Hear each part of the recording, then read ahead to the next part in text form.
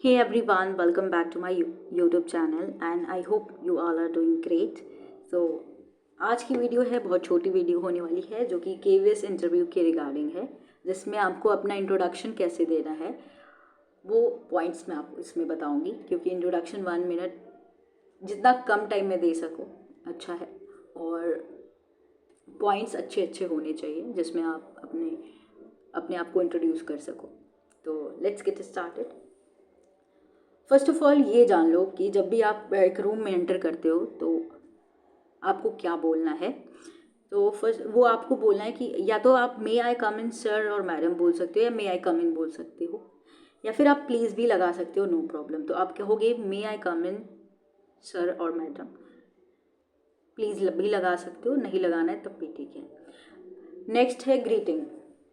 अब जब भी आप कमरे में एंटर करोगे, रूम में एंटर करोगे, जो जो इंटरव्यूअर बैठे होंगे उनको आप विश करोगे. क्या अगर मॉर्निंग में जा रहे हो तो good morning sir, good morning ma'am. And अगर आफ्टरनून जा रहे हो तो आप बोलोगे आप good afternoon ma'am, good afternoon sir. ठीक है. तो अपने अकॉर्डिंग जैसा आप टाइम देख के जाना. तो आफ्टरनून जाओगे तो आपको गुड आफ्टरनून बोलना है. देन उसके बाद का प्रोसीजर क्या होता है, उसके बाद वो क्या बोलेंगे, तो आपको बोलेंगे वो सिट डाउन में ऐसे बोलेंगे. तो आप क्या कहोगे. अगर वो बोलेंगे हैव अ सीट तो आप उनको बोलोगे थैंक यू. ठीक है. थैंक यू बोलना है, एक मैनर होता है बेसिक. जब भी आपको कोई बोले बैठने के लिए तो आप थैंक यू बोलना. नेक्स्ट अगर वो आपसे पूछेंगे इंट्रोड्यूस योर सेल्फ और tell me about yourself, तो आप अगर इंग्लिश में पूछेंगे. देखिए सबसे बड़ा डाउट है, अगर कोई भी इंटरव्यूअर आपसे हिंदी में पूछ रहा है तो आपको हिंदी में ही आंसर देना है. ठीक है. वहाँ अपनी इंग्लिश जो भी इंग्लिश है या अंग्रेजी है उसको दिखाना नहीं है. बीच बीच में आप वर्ड्स यूज कर सकते हो, जैसे कि मैंने ग्रेजुएशन यहाँ से किया है. अगर वो हिंदी में पूछ रहे हैं तो आप हिंदी में दीजिए. ठीक है. और इंग्लिश में पूछ रहे हैं तो इंग्लिश में इंट्रोडक्शन दीजिए. ये बेसिक मैनर होता है कि अगला पर्सन जिस लैंग्वेज में आपसे बोल रहा है आप उसी लैंग्वेज में बोले. ठीक है. आप टीचर बनने वाले हो तो आपको ये मैनर पता होगा. आपको इंग्लिश वहाँ दिखानी नहीं है. आप बीच बीच में बाईलिंगुअल यूज़ कर सकते हो. लाइक आप बोलोगे ग्रेजुएशन यहाँ से किया, आप एकदम शुद्ध हिंदी तो नहीं बोलोगे ना कि मैंने स्नातक यहाँ से किया है.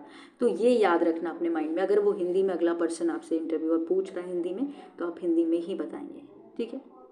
नहीं तो आपके लिए बाद में वो डिफ़िकल्टी हो जाएगी अगर आप रट के जा रहे हो. ठीक है. अगर रट के जा रहे हो इंट्रोडक्शन तो बाद में आपके लिए, बाकी अगर आपकी लैंग्वेज पे कमांड है इंग्लिश में तो आप बोल सकते हो. लेकिन अगर आपने इंट्रोडक्शन पहले ही ऐसे बोल दिया, क्योंकि एक मैनर होता है, अगर वो हिंदी में बोल रहे हैं तो हिंदी में देना होता है. अगर पहले आपने बोल दिया तो फिर आपसे वो इंग्लिश में ही करेंगे, आपका रटने वाला वहाँ कुछ काम नहीं आएगा. तो ये ध्यान रखना है आपको. ठीक है. तो अगर आपसे वो बोले इंट्रोड्यूस योर सेल्फ और tell me about yourself तो आप इंग्लिश में बताएंगे. अगर वो कहेंगे कि अपने बारे में अपना परिचय दीजिए तब आप हिंदी में बताएंगे कि मेरा नाम ये है और मैं यहाँ से बिलोंग करता हूँ. इंग्लिश वर्ड यूज़ कर सकते हो.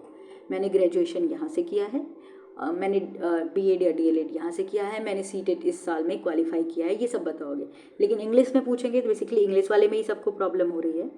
तो देखिए किस तरीके से बोलना है. आपको बोलना है कि my name is Anjali Dubey, ये मेरा नाम है. ठीक है. आपको बोलना है, अगर आपका वॉट एवर योर नेम आप यहाँ पे लिख सकते हो, फुल नेम बताना है, या फिर आई एम अंजलि दुबे ऐसे बोल सकते हो. My name is Anjali Dubey या फिर आई एम अंजलि. ठीक है.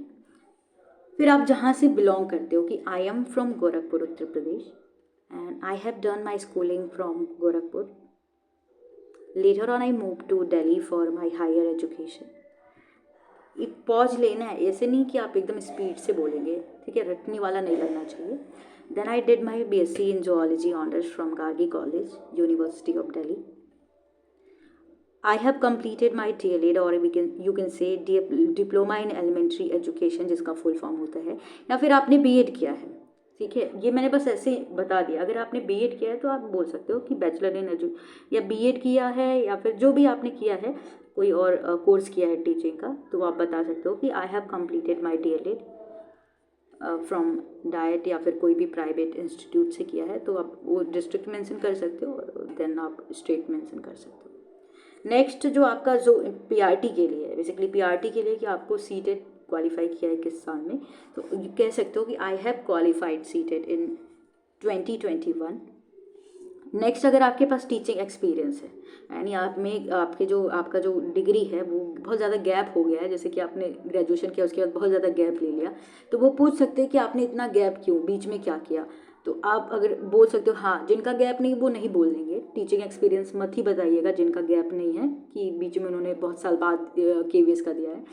तो जिनका बहुत पहले हो गया है या फिर कुछ, अगर आपने MSc कुछ और कोर्स किया है तो वो तो कह सकते हैं कि मैंने ये किया है। और जिनका एक्सपीरियंस है, टीचिंग एक्सपीरियंस, तो बहुत लंबा गैप हो गया है, तो वो बताएंगे हाँ कि मेरे पास इतना एक्सपीरियंस है। तो आप कह सकते हो I have 1 year teaching experience, या I have 6 month teaching experience, जो भी है आप बोल सकते हो। देखिए, माई हॉबीज़, अब अगर आपकी हॉबी एक से ज़्यादा है तब आप हॉबीज़ आर लगाओगे, अगर एक है तो my hobby is. It's better कि आप ऐसी हॉबी लिखिए जिसके बारे में क्वेश्चन करें आपको पता हो, ठीक है, आप उसके बारे में जानिए, ठीक है। जैसे कि मैं बोल दूँ कि my hobbies are listening to music, watching documentary videos जो होती हैं, या वॉचिंग वेब सीरीज़, या मेकिंग कुकिंग बोल सकते हो। अगर मेरा हॉबी एक है, जैसे कि मेरा हॉबी जो है, माय हॉबी इज़ गार्डनिंग, मुझे गार्डनिंग भी पसंद है, बट अगर मुझे बैडमिंटन खेलना भी पसंद है तो आप वो भी बोल सकते हो। आपकी जो हॉबी है आप लिख सकते हो कि I love to play, I like to go there, I love, जो भी आप ट्रैवल करना पसंद है आप बोल सकते हो, ठीक है। एक से ज़्यादा है तब भी बोल सकते, लेकिन क्वेश्चन आएगा तो मेरा, जैसे कि मेरा हॉबी है, माय हॉबी इज़ गार्डनिंग, उसके अपार्ट फ्रॉम दिस मैं आर्ट एंड क्राफ्ट में भी इंटरेस्टेड हूँ, लेकिन मैं वो नहीं मेंशन करूँगी बिकॉज क्वेश्चंस बहुत डिटेल में अगर पूछ लिया तो नहीं आता। तो मुझे हॉबीज़ भी ऐसे मेंशन करने होंगे जिससे कि क्वेश्चन अच्छे हो और मैं प्रिपेयर करके जाऊँ, मतलब मुझे आसान लगे। तो गार्डनिंग मेरा जो बेसिक है वो तो मैं बोलूँगी, ठीक है, ऐसा आपको बोलना है, ये तो मैं अपना बता रही हूँ, ठीक है। अब अगर आपसे पूछ ले कि आपकी पर्सनैलिटी कैसी है, लाइक आपने पढ़ा होगा कितने टाइप्स की पर्सनैलिटी होती है, तो जैसे आपको बोल दे कि आप किस टाइप के हो, तो आप एम्बीवर्ड हो, एक्सट्रोवर्ड हो, इंट्रोवर्ड हो। जैसे कि मैं एम्बीवर्ड हूँ, मैं जहाँ पे बोलना होता है मैं वहाँ पे बोलती हूँ, जहाँ चुप रहना चुप रहती हूँ, मतलब एम्बीवर्ड दोनों का मिक्स है। इंट्रोवर्ड मतलब वो होते हैं जो बहुत चुप चुप रहते हैं, और एक्सट्रोवर्ड जो होते हैं बहुत बोलते हैं। अगर आपसे पूछे कि आपकी स्ट्रेंथ क्या है, क्यों सेलेक्ट करूँ, तो आप बोल दो हार्ड वर्किंग हूँ, I am open minded, I am self motivated and hard working person. Okay, तो अब मैं इसको बताऊँगी कैसे पढ़ना है, अभी तक तो मैंने आपको एक्सप्लेन किया। तो अगर वो बोलें tell me about yourself और इंट्रोड्यूस योर सेल्फ, सो आप क्या बोलोगे? गुड मॉर्निंग, पहले तो आपने ये सब बोल दिया ना, तो my name is Anjali Dubey, I am from Gorakhpur, Uttar Pradesh, I have done my schooling from Gorakhpur. Later on, I moved to Delhi for my higher education. Then I did my BSc in Zoology Honours from Gargi College, University of Delhi. I have completed my DLED or Diploma in Elementary Education from that. I have qualified seated in 2021. My hobbies, या फिर my hobby is gardening.